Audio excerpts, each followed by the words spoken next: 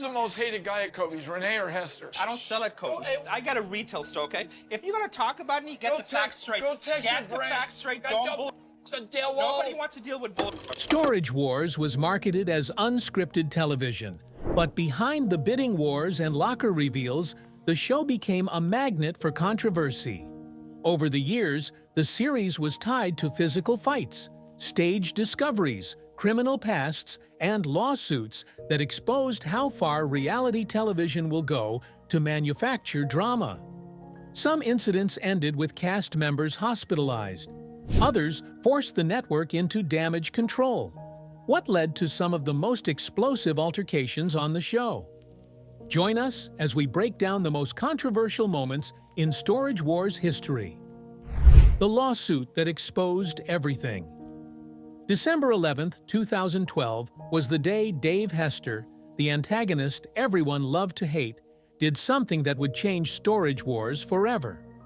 He filed a lawsuit against A&E and Original Productions that ripped the mask right off what viewers thought was reality television. Hester's lawsuit claimed Storage Wars was staged and fraudulent, alleging he was fired after complaining about items being planted in storage units. But this wasn't just some disgruntled employee griping about working conditions. According to court documents, Hester had repeatedly confronted producers about what he called unethical practices, and when he wouldn't stay quiet, they fired him. His response? A wrongful termination suit that laid bare the show's dirty secrets. The allegations were explosive. Hester claimed that the producers would direct his attention to certain boxes or unload storage units so he would discover specific items, like newspapers announcing Elvis Presley's death or a BMW minicar hidden under trash. This practice, which Hester termed salting, meant that the treasures viewers gasped over weren't actually abandoned at all. They were carefully placed props designed to manufacture drama. But it gets even darker. The lawsuit alleged that producers paid for weaker cast members' storage unit bids when they lacked the financial resources to compete, depicted auctions that weren't actually taking place, and even financed plastic surgery for a female cast member to increase the show's sex appeal. Think about that for a moment. The competitions weren't real, the discoveries weren't genuine, and even some of the cast members' appearances were manufactured by network executives. And here's where it gets truly wild. When Hester's lawsuit was revealed, court documents showed he was set to earn $25,000 per episode for Season 4, with a guaranteed minimum of 26 episodes, plus a non-accountable expense account of $124,500 and a $25,000 signing bonus. That's nearly $800,000 to yell, "Yoop!" on television. Suddenly, the stakes of this lawsuit made perfect sense. A&E's defense was equally shocking. Rather than vehemently denying the allegations and defending the show's authenticity, network representatives cited First Amendment protections and argued that only game shows must be completely authentic, implying Storage Wars could stage whatever they wanted because it wasn't technically a game show. They essentially admitted to staging practices by hiding behind legal technicalities. The lawsuit invoked Section 509 of the Communications Act of 1934, originally enacted following game show scandals in the 1950s, which forbids deceiving the public by providing contestants with special assistance that prearranges outcomes. Hester's legal team was arguing that Storage Wars operated like a rigged game show, violating federal law. Executive producer Tom Beers eventually made a stunning admission. He confessed to feeding lines to the cast to avoid using narration and consolidating multiple auctions into one to make the show more interesting. So those witty one-liners and emotional reactions? Scripted? Those intense bidding wars at packed auctions? Composite footage from multiple events. The case dragged on, with a judge initially dismissing some claims, but allowing Hester to refile with more specific accusations. Eventually, Hester and A&E reached a settlement in 2014, and the terms were never publicly disclosed. But here's the shocker. After settling his lawsuit, Hester actually returned to the show.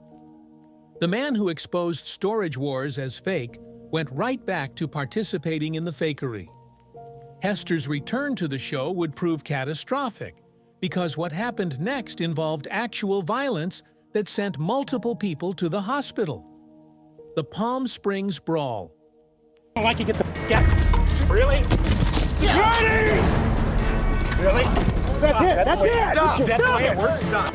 On June 19, 2015, in Palm Springs, California, the cameras were rolling for what should have been a routine Storage Wars taping. Instead, what unfolded was a violent altercation so severe that production had to shut down for the day, and one cast member ended up in the hospital needing a tetanus shot. Auctioneer Dan Dotson missed a bid from cast member Mary during an auction, and producers instructed Dave Hester to inform Dan about his oversight. It was simply a matter of professional courtesy to ensure the auction was fair. But when Hester approached Dotson about the error, things went sideways fast. Dan became angry, screaming profanity at Dave and threatening to kill him. Death threats on a reality TV set over a missed storage unit bid is quite serious. Dave responded by punching Dan in the face, and Dotson punched him back. But it gets even more chaotic.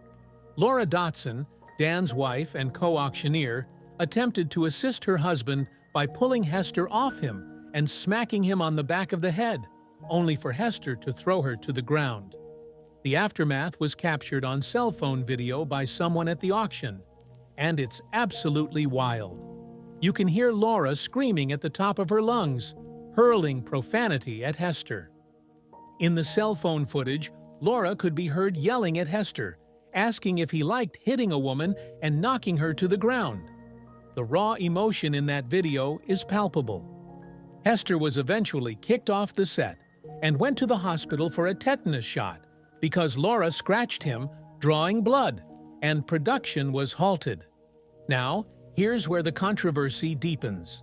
According to reports, producers told Hester to inform Dotson about the missed bid, and when Dotson ignored him, producers instructed Hester to persist. So the network essentially orchestrated a confrontation between two people who already had bad blood, then acted surprised when it turned violent. And the bad blood was very real. Remember, this fight happened after Hester's lawsuit, his firing, and his subsequent return to the show. Sources indicated there was genuine animosity between Hester and the Dotsons, with cast members saying Hester felt the couple tried to damage his career when he filed his original lawsuit. They weren't playing characters who disliked each other. They actually disliked each other. The question everyone asked after the footage leaked, was this real or staged? Many fans started questioning how genuine the fight really was, but reports indicated that candid camera phone footage supported the suggestion that the fight was not staged. The grainy, shaky footage from an attendee's phone showed genuine chaos, not choreographed reality TV drama. Following the incident, Dan Dotson tweeted an apology, saying violence is never the answer and claiming they were attacked. Laura retweeted his message, both positioning themselves as victims. But the fact remains. Producers put people with known animosity in a pressure cooker situation, gave one of them instructions that would inevitably provoke the other, and violence erupted exactly as anyone could have predicted. But the violence wasn't the only thing that shouldn't have happened on air. One cast member's personal nightmare was weaponized by one of the internet's most notorious criminals, the Hunter Moore revenge scandal. 2012 was a nightmare year for Brandy Passante. While she was building her career as one of Storage Wars' most popular cast members, a man who would later be dubbed the most hated man on the internet was about to make her life hell. Hunter Moore, who ran a notorious revenge website, posted scandalous photos and claimed to have a personal video of the Storage Wars star on his controversial website. But here's the thing, it wasn't her. Passante discovered that Moore had posted images of someone portraying her in explicit content, alleging she never made such material, and Moore fabricated it to trade on her fame and drive traffic to his site. A reality TV star, recognizable to millions of viewers, suddenly has fake explicit content circulating online with her name attached. Every Google search of her name potentially led to these fabricated images. Her professional reputation was being destroyed by a lie. Moore's website operated on a sickening premise. He published photos of people not wearing clothes without their knowledge or permission, including identifying information like names and addresses, and when victims contacted him to remove the photos, he refused. He built his entire business model on humiliation and harassment. Passante fought back hard. She filed a lawsuit seeking $2.5 million in actual and exemplary damages, plus statutory damages. The lawsuit alleged trademark infringement, defamation, false light invasion of privacy, and disparagement. Her legal team argued that Moore's use of her name and likeness in commerce in connection with fabricated material was intended to deceive the public into believing she was affiliated with Moore, thereby driving web traffic to his website. The court initially issued a temporary restraining order, and the judge ordered Moore to appear to argue why a preliminary injunction shouldn't be entered in preventing the dissemination of the material, or why all of Moore's computers and servers containing copies should not be impounded by the United States Marshal's offices. Moore's response to Passante's attorney's email? He sent a photo of his genitals along with a message asking if Passante missed it. Even in the face of legal action, he continued his harassment. But here's where the justice system failed Passante. Despite winning her lawsuit, a federal judge awarded her only $750, stating that the amount couldn't justify the $2.5 million she requested. $750 for having fabricated explicit content spread across the internet with her name attached, for the anxiety, loss of sleep, and damage to her professional reputation. The judge did grant her one victory. Moore was prohibited from distributing the video or pictures and had to pay Passante's legal fees. At least the content had to come down, and Moore's behavior meant he was on the hook for tens of thousands in legal costs. After the ruling, Moore tweeted asking what he should write on the check in the memo line for that bitch who sued me. Unrepentant to the end, but karma has a way of catching up. Moore was later arrested by the FBI, charged with conspiracy, unauthorized access to a protected computer, and aggravated identity theft, and ultimately served 2.5 years in prison. But Brandy's troubles weren't over. Her on-screen partner's dark past and darker future would create even more controversy. Jared Schultz's criminal past and present. Jared Schultz and Brandy Passante were marketed as Storage Wars' lovable underdogs, the young guns trying to make it big in the storage auction business.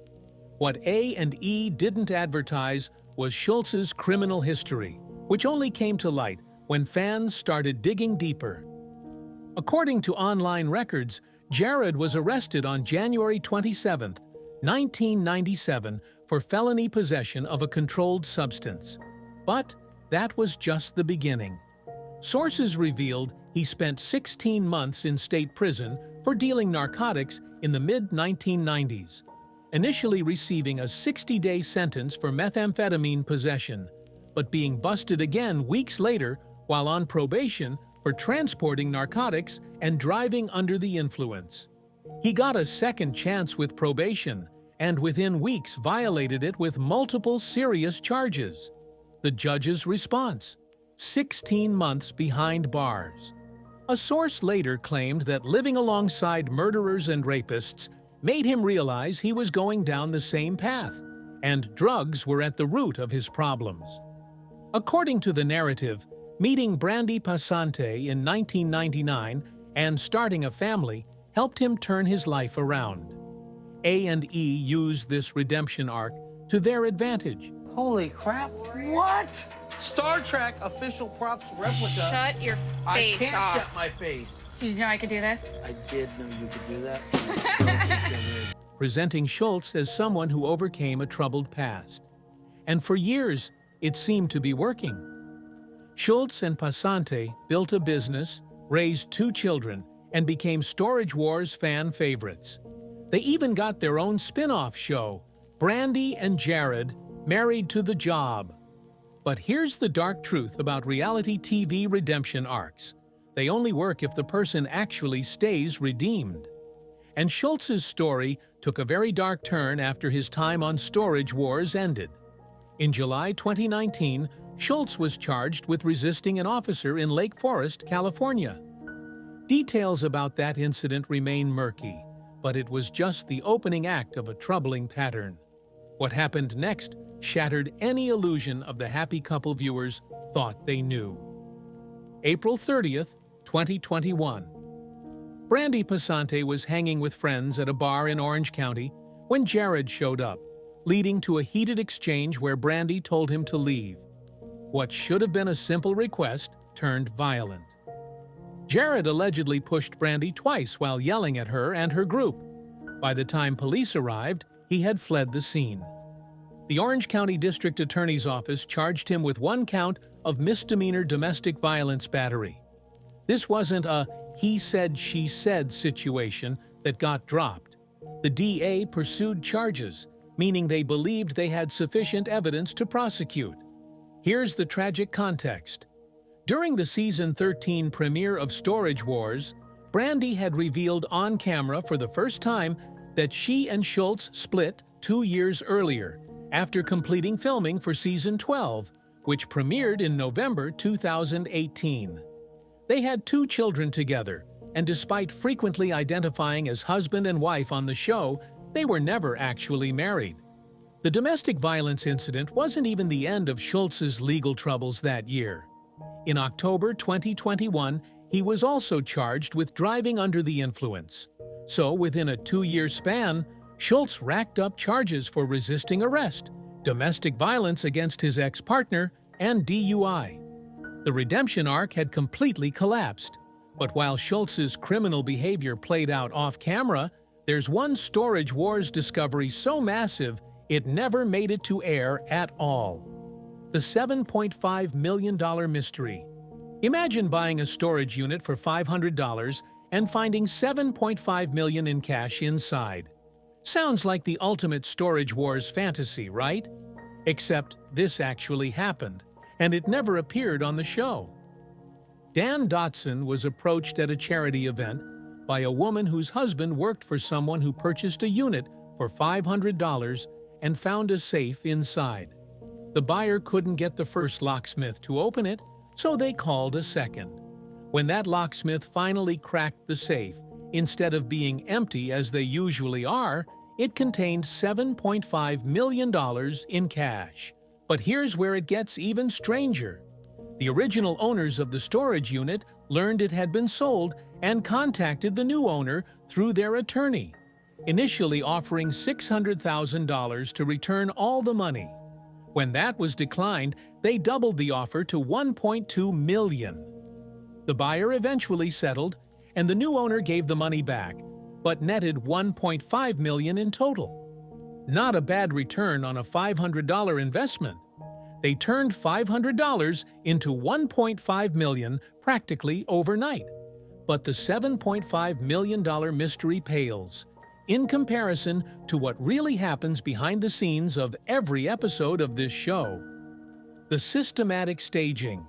Let's take a look at the systematic staging that made Storage Wars fundamentally dishonest television. Producers typically go into units before auctions in order to stage them for more exciting reveals.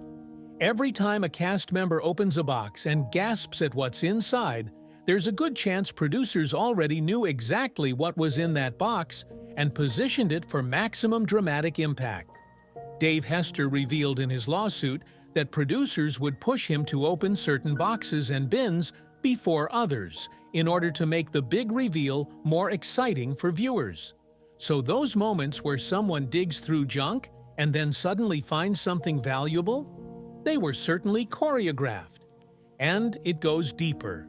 Some of the highly coveted items found in units are usually ones that are not originally there, with producers and an antique company named Off the Wall Antiques working together to place prized items in various lockers. They literally rented valuable items to plant in storage units to create false discoveries. A&E has seemingly paid rental fees for using people's own valuable items in the show, a practice most used during the show's early seasons. So when someone finds a rare piece of artwork or a vintage collectible, there's a real possibility that the item was never abandoned at all. It was a rental, a prop, a manufactured treasure hunt. And here's a particularly shocking revelation. If a cast member is favored by the producers, they would work harder to give that member more screen time. And producers would plant valuable items in lockers bought by people they liked, giving favored cast members more time to develop better fan followings. So the competition wasn't just rigged in terms of what was in the units. It was rigged in terms of who got the good units, who got the valuable finds, and who got positioned as the winners. The auction scenes themselves were often fake. Hester alleged that the show depicted bidders participating in auctions when, in reality, no auction was taking place. Multiple auctions might be filmed and edited together to create one dramatic sequence. The tension of competing bids, potentially from different events on different days. But here's what makes all this staging particularly problematic. A&E sold Storage Wars as reality television.